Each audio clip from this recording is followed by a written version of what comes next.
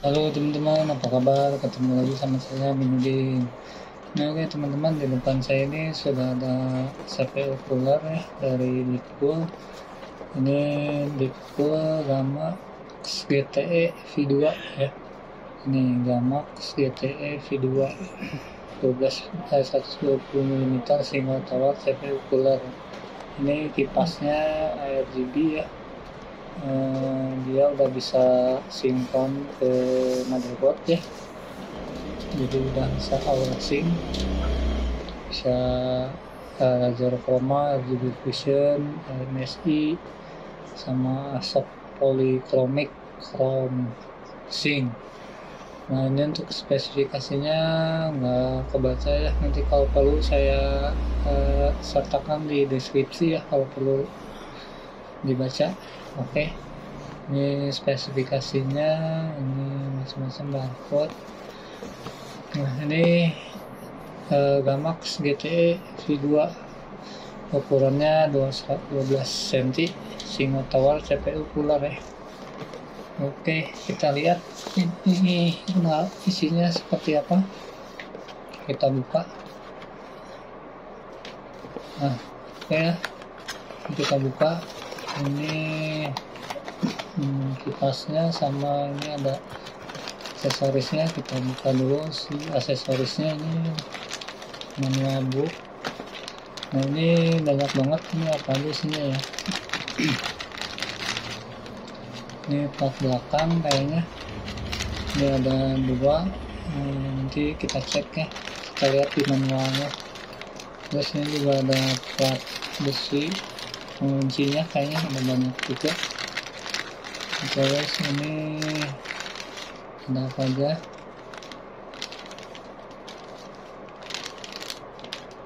ini ada bracket.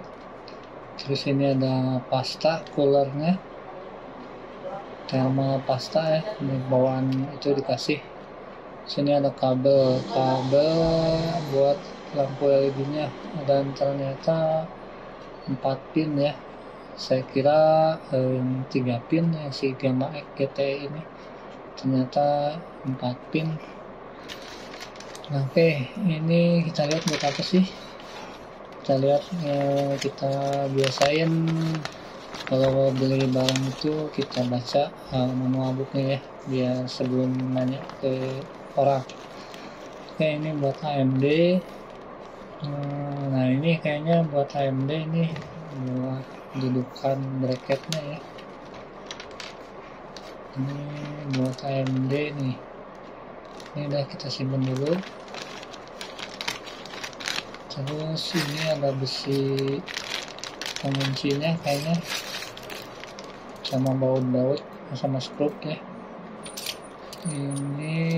Ini kayaknya yang buat AMD ya. Tadi sekilas saya lihat ini buat yang Intel, yang AMD sebaliknya.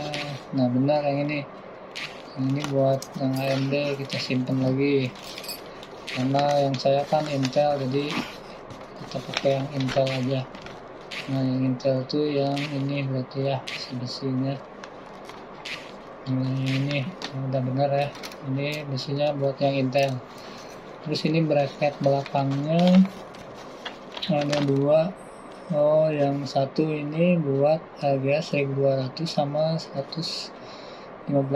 Kalau yang satu lagi buat RGA 1700. Nah, karena saya pakai 5 Gen 10, berarti saya pakainya RGA 1200. Ini yang enggak ada sayapnya depannya. Nah, ini yang ini ya. Nah, kalau yang satu lagi depannya ada sayapnya juga, jadi itu yang buat RGA 1700. Oke, kita cuma pakai dua ini berarti ya, buat Intel i5 Gen 10. Lanjut, kita buka ininya, kipasnya, CPU coolernya. Nah, ini kayak gini ya, kipasnya putih susu, ada tulisan, ada brand Deepcoolnya di depannya. Ini penguncinya kayak gitu. Terus ini bagian atasnya itu ada lambang Deepcoolnya ya. Ini nyala nggak sih lambangnya, saya lihat nanti lah. Ini kipasnya sendiri, ini yang seperti ini. 12 cm, tapi di pinggirnya itu nggak ada ringnya ya, jadinya agak tidak sesuai ekspektasi sih sebetulnya, agak kayak biasa aja gitu kipasnya.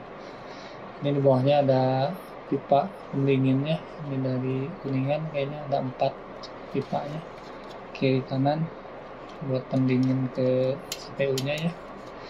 Terus ini heatsinknya sepertinya agak tipis ya, agak ringkih gitu, atau emang kayak gini ya kalau yang tahu sih. Tapi untuk bahan ininya plastiknya agak lumayan bagus nih ya, cuman kipasnya agak kurang inilah, tidak sesuai ekspektasi gitulah, karena harganya juga lumayan sih ya. Mudah-mudahan ini nggak berisik kipasnya sama dingin ke CPU ya. Oke, ini kabel PWM nya yang 4 pin buat ke CPU fan. Terus ini kabel RGB kayaknya, coba lihat, ini kan kabel PWM tuh, ini kayaknya kabel RGB nya yang ini. Nah ini jadi nanti ini disambung ke sini kayaknya. Nah ini sambungannya ke sini ya. Oh ini PWM benar. Nah ini yang kabel RGB nya ke sini nyambungnya. Nah jadi panjang dia kabelnya ya. Oke, kayak gitu ya. Ini tinggal yang ini nanti sambung ke motherboard yang 4 pin LED buat lampunya. Yang ini buat sistem CPU fan, PWM CPU fan. Ini kabel melnya buat yang sambungan. Ini berarti tinggal kita pasang ke motherboard ya. Ini kayak gini. Oke.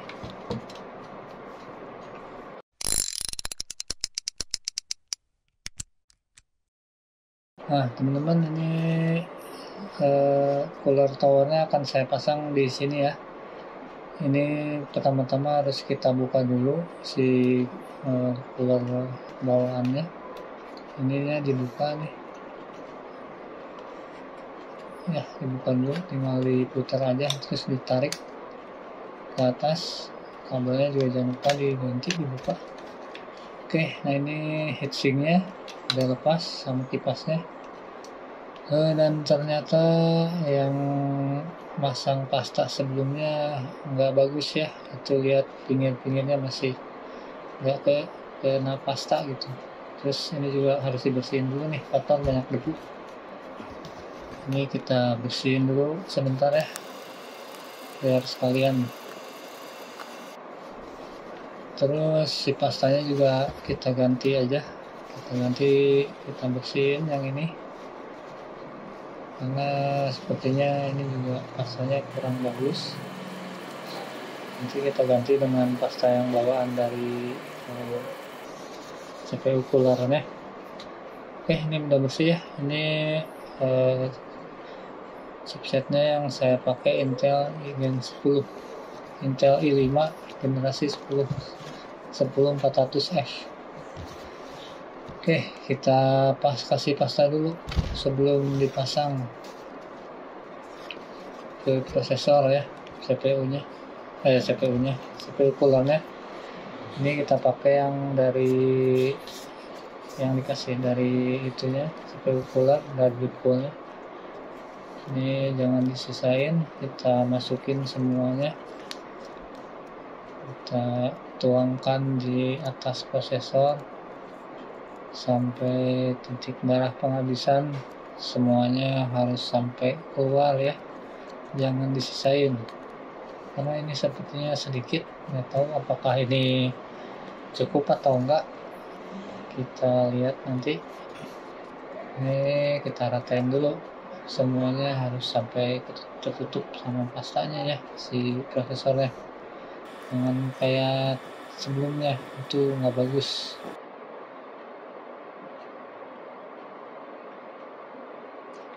Nah oke, sepertinya udah ketutup semua nih, tinggal sedikit lagi. Ini kita pasang dulu bracket belakangnya ya. Ini ada double tipnya. Ini kita cobain dulu.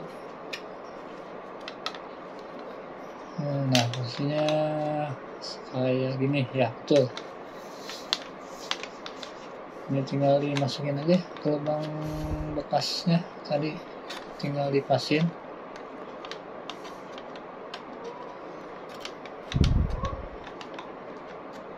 Ininya jangan lupa dibuka dulu ya, double tipnya. Nah, pasang lagi. Kalau udah pas tinggal ditekan aja sebentar. Nah, ini udah masuk, tinggal ditekan aja sampai mentok. Ini udah oke kayaknya, udah pas. Tekan sedikit lagi. Nah, udah oke. Kita tinggal lanjut pasang coolernya. Ininya jangan lupa dibuka dulu segelnya. Oke, terus kita pasang di prosesor, di motherboardnya. Lanjut, ini besi penguncinya dipasang.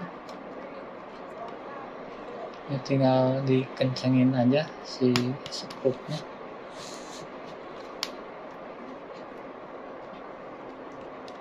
Jangan terlalu kencang dulu ya, kita pasang dulu yang sebelahnya.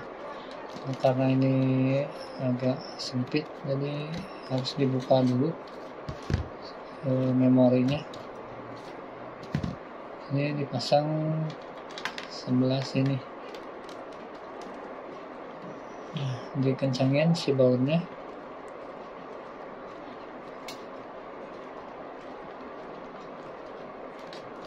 Nah, ini juga satu lagi kita kencangin dulu.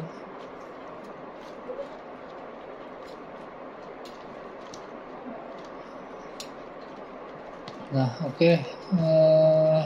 Harusnya dibuka dulu ya ini si kipasnya biar gampang. Jadi nggak susah ngasih bautnya. Bukannya dari tadi ini udah pasang baru dibuka. Dasar kebodohan yang hakiki itu seperti ini. Nah, ini lanjut, tinggal dikunci pakai skrup. Ini kita kencangin dulu.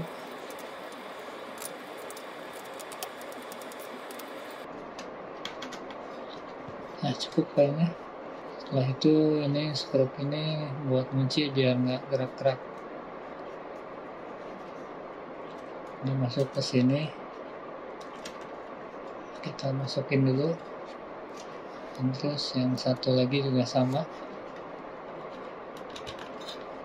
Jangan dulu terlalu kencang, nanti satu-satu kencanginnya. Ini baru kita kencangin lagi.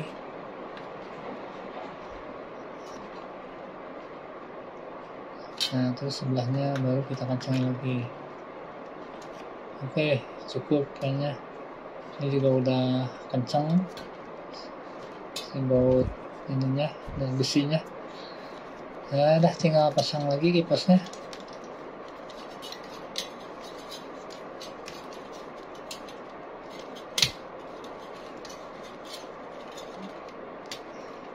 Set, oke. Ini memori juga pasang lagi aja.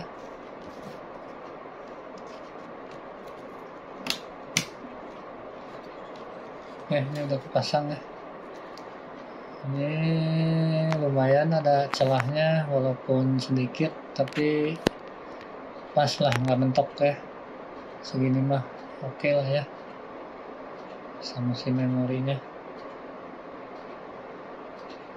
Ini udah oke ya. Ini kipasnya, si skrupnya juga udah kencang, udah mantap.